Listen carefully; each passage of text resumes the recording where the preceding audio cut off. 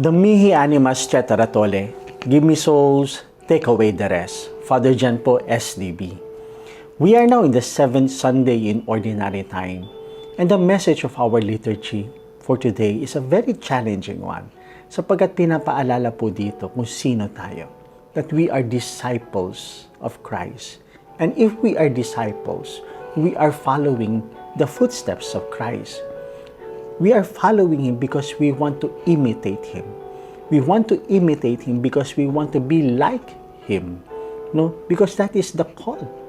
That is our mission, to transform our hearts to become like Christ.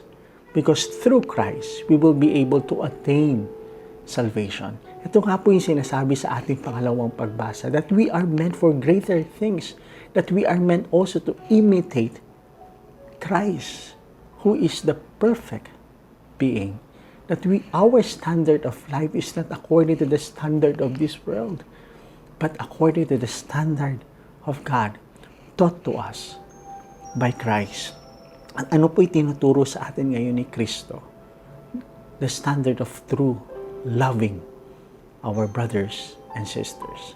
Ano ba yung standard ng pag-ibig natin bilang mga Kristiyano? At pinakita niya po dito isang elemento. And that is to be a compassionate and a merciful person to one another. Because in our first reading, pinakita po dito that what will help us to be compassionate and merciful is to see the face of God among our brothers and sisters. Even those who are people hurting us. Kahit yung mga taong napakahirap mahalin sapagkat sinasaktan tayo nung pinagagawa na tayo ng hindi maganda. Those people are hard to love. But the Lord is challenging us to see the face of God through them. Because God loved each and every one of us, even though that we are not worthy, even though that we are sinful. Kahit ang dami natin ginawang mali, tumalikod tayo sa Kanya, God became a very merciful and compassionate God. He did not judge us. Hindi niya tayo sinaktan, hindi niya tayo pinagbayad sa ating pagkakamali. Kung kaya nga po, ito yung pinakita ni David kay Saul, sapagkat ito yung naramdaman niyang pag-ibig ng Diyos sa kanya. At ito yung pag-ibig na ibinigay niya sa kanyang kapwa. Kung kaya nga po, ito yung salmong tugunan natin, ang sinasabi, God is a merciful and compassionate God. And our second reading is telling us to imitate this. Na isabuhay natin yung example na ipinakita sa atin ng ating Panginoon, that we are not meant only for this world, that we are meant for greater things to heaven. And how are we going to attain that? By following the footsteps of Christ. Kung kaya nga pong ating ebanghelyo taken from the Gospel of Luke chapter 6 verse 27 to 38, love your enemies. Ang hirap. For those who persecute you, lahat na nagpapahirap, lahat na nagnanakaw sa iyo, the Lord is telling and challenging us, look beyond what you see and what you experience. That sometimes, ikaw yan. That sometimes you are the one hurting other people.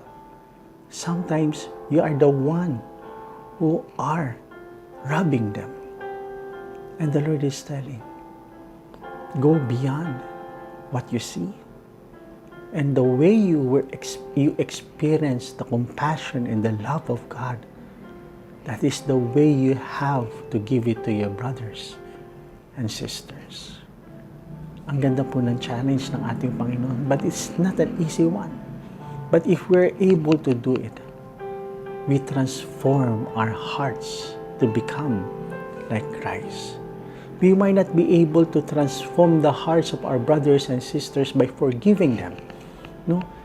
Ang hirap mahalin ng mga taong sinasaktan ka at pinapahirapan ka.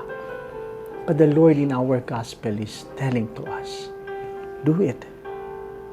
Because it will transform you to become like me.